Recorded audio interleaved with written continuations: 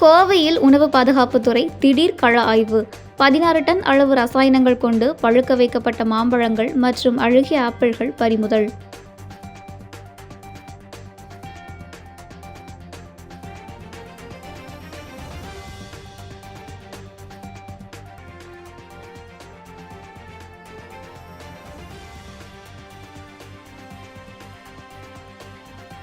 இது 16 டன் மாம்பழங்களும் கோவை மாநகராட்சி ஆணையர் அவர்களின்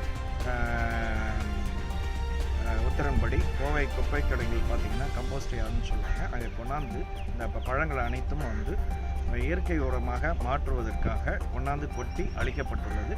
அது பின்னர் வந்து முற்றிலுமாக இயற்கை உரமாக மாற்றப்படும் என்பது